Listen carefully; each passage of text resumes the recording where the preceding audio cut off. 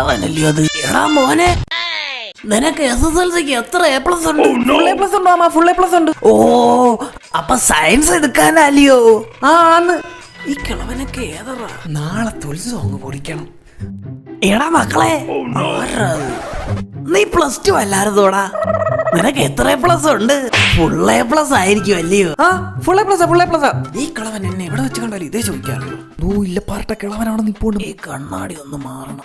എടാ കൊച്ചനെ, ഇങ്ങ വന്നേ. ആ തൂക്കി. നീ ഇപ്പൊ എന്തിനു പോന്ന്?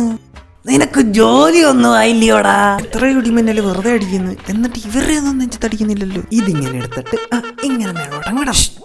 My god, I am trapped. എടാ നിനക്ക് കല്യാണം ഒന്നും ആയില്ലല്ലയോ?